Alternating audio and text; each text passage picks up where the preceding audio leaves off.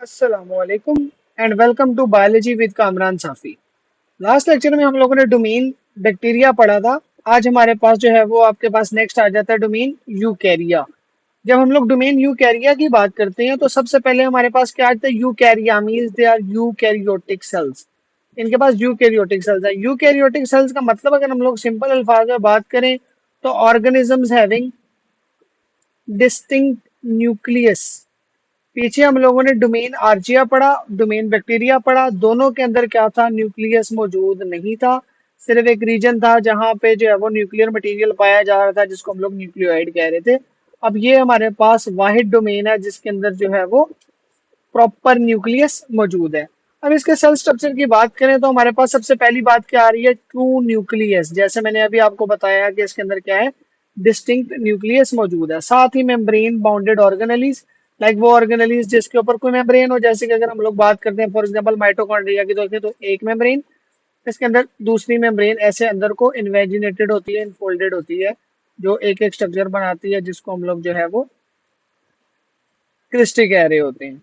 अब ये देखिए एक मेम्ब्रेन है, ये देखिए दूसरी मेम्ब्रेन है, तो दो डबल मेम्ब्रेन बाउंडेड है। तो ऐसे ही हमारे पास डबल भी हो सकती है, सिंगल भी हो सकती है। लाइक एग्जांपल्स में माइटोकॉन्ड्रिया डबल मेम्ब्रेन बाउंडेड है, क्लोरोप्लास्ट डबल मेम्ब्रेन बाउंडेड है, एंडोप्लाज्मिक रेटिकुलम, गोल्गी एपिटल, they all are double membrane bounded. ऐसे ही इसके अंदर हमारे पास और क्या मौजूद होता है यूकैरियोट्स में जो प्रोकैरियोट्स में नहीं होता, एंड दैट इज साइटोस्केलेटन। साइटोवर्ड कहीं पे भी आ जाए तो इसका मतलब क्या होता है, सेल। एंड स्केलेटन आपको पता है कि वो चीज जो क्या करे, सपोर्ट प्रोवाइड करे, उसको हम लोग क्या कह रहे होते हैं, स्केलेटन कह रहे होते हैं। तो ऐसी ऑर्गेनली जो सेल को क्या करे बेटे, सपोर्ट प्रोवाइड करे, उसको हम लोग कहते हैं साइटोस्केलेटन। अब साइटोस्केलेटन तीन तरह के ट्यूब्यूल्स से मिलकर बना होता है, जो क्या है, microtubules, microfilaments and intermediate filaments. ये डिटेल में हम लोग पढ़ेंगे इंशाल्लाह चैप्टर नंबर 3 में जाके। आगे हमारे पास इसका जेनेटिक मटेरियल। तो हम लोग याद रखें कि जब हम लोगों ने बैक्टीरिया की बात की थी तो हम लोगों ने कहा था कि बैक्टीरिया के अंदर क्या है, एक सर्कुलर क्रोमोसोम है। यहाँ पे जब हम लोग बात करते हैं तो हम लोग कहते हैं कि इसके अंदर डीएनए है जो क्रोमोसोम की फॉर्म में अरेंज्ड है। लाइक क्या, आपको पता होना चाहिए कि DNA plus histone proteins goes to form as chromosome. अब उसका डीएनए भी बैक्टीरिया का क्या था, सर्कुलर था। अब ये सर्कुलर नहीं है, क्रोमोसोम की फॉर्म में मौजूद है। ये देखो, like for example that is a chromosome. तो ये क्या है, हमारे पास लीनियर स्ट्रक्चर है, लंबा स्ट्रक्चर है, दैट इज अ क्रोमोसोम। फिर जो है वो अगली बात भी यही कर रहा है कि इसके अंदर हिस्टोन प्रोटीन मौजूद होती है। वहां पे ओनली डीएनए था, हिस्टोन नहीं थी, इसलिए मैंने आपको बताया था कि फॉल्सली हम लोग उसको क्रोमोसोम कह सकते हैं। बहरहाल वो क्रोमोसोम नहीं था, सिर्फ डीएनए था। आगे इसकी रिप्रोडक्शन की बात करें तो रिप्रोडक्शन ये दोनों तरीके से करता है, सेक्सुअली भी करता है और एसेक्सुअली भी करता है। सेक्सुअल रिप्रोडक्शन आपको पता है कि वो रिप्रोडक्शन है जो मियोसिस के एंड पे होती है, जिसमें क्या पाई जाती है, फर्टिलाइजेशन होती है। लाइक मेल्स में क्या प्रोड्यूस होते हैं, स्पर्म। इसी तरीके से जो है वो फीमेल क्या प्रोड्यूस करती है, एग। इस एग और स्पर्म का आपस में मिलने को हम लोग जो है वो क्या कहते हैं, फर्टिलाइजेशन कहते हैं। और इस फर्टिलाइजेशन के नतीजे में जो चीज बनती है उसको हम लोग क्या कहते हैं, जाइगोट कहते हैं। ये जाइगोट बाद में बड़ा होकर इंडिविजुअल बना लेता है। अगर ए सेक्सुअली, ए वर्ड कहीं पे भी आ जाए इसका मतलब होता है नॉट। तो ए sexual means not sexual reproduction, मतलब ऐसी रिप्रोडक्शन जिसके अंदर जो है फ्यूजन ऑफ गेमीट्स ना हो। ये गेमीट्स है ना, इनके आपस में फ्यूजन होती है, इसको हम लोग फर्टिलाइजेशन कह रहे होते हैं, जो मियोसिस के नतीजे में होती है। माइटोसिस में ऐसे नहीं होता। इसकी एग्जाम्पल में आपके पास क्या आ जाती है, बाइनरी फिशन आ जाती है, फ्रेगमेंटेशन आ जाती है।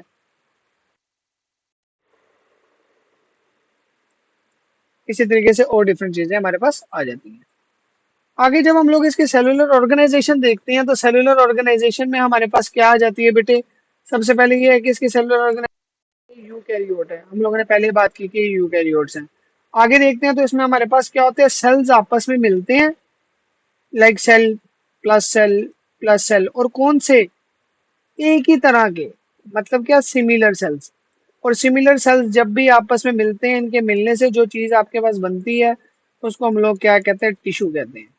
ऐसे ही हमारे पास क्या होता है, डिफरेंट टिश्यूज आपस में मिलते हैं, और डिफरेंट टिश्यूज के आपस में मिलने से क्या बनता है, ऑर्गन बनता है। ये आप लोग अपनी 9th क्लास से पढ़ते आए हैं। टिश्यू के एग्जांपल में कोई भी, फॉर एग्जांपल आपके पास एपिथेलियल टिश्यूज आ गए, ऑर्गन्स की एग्जांपल में आपके पास कोई स्टमक आ गया, एटसेट्रा आपके पास वेरी कर सकते हैं। ऐसे जब हम लोग इसके एवोल्यूशनरी रिलेशन देखते हैं तो एवोल्यूशन में एक बात याद रखो, हम कहते हैं कि प्रोकैरियोट्स से यूकैरियोट्स की एवोल्यूशन हुई है, जिसको हम लोग क्या कहते हैं, एंडोसिम्बायोसिस कहते हैं। इसमें एक थ्योरी जो है वो आई है, and that theory is endosymbiont hypothesis. अब ये बात याद रखो, एवोल्यूशन होते देखी किसी ने नहीं है। अगर दिल मानता है तो कह दो कि होती है, दिल नहीं मानता तो नहीं होती। एंडोसिम्बायोन्ट, अब ये वर्ड देखो, एंडो मीन्स इनसाइड, सिम्बायोन्ट क्या है, लिव टुगेदर।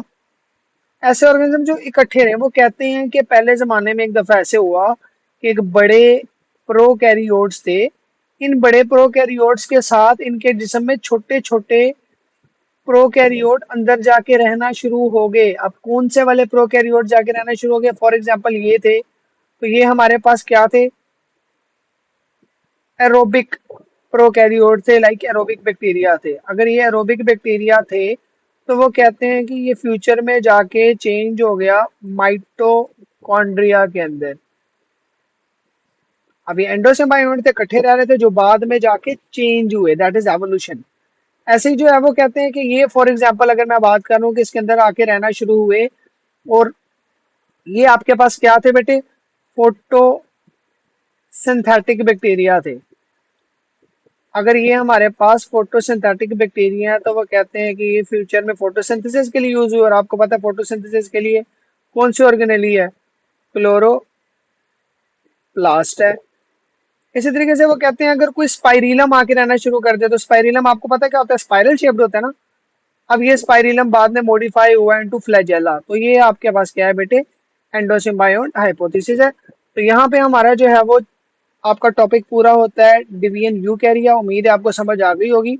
अगर आपको किसी बात की नहीं समझ आती तो आप कमेंट्स में मेरे से पूछ सकते हैं, और अगर आपको मेरा चैनल अच्छा लगा है और मेरी वीडियोस आपको पसंद आई हैं तो काइंडली मेरा चैनल सब्सक्राइब कर लें, ताकि आपको मजीद वीडियोस भी मिल सके।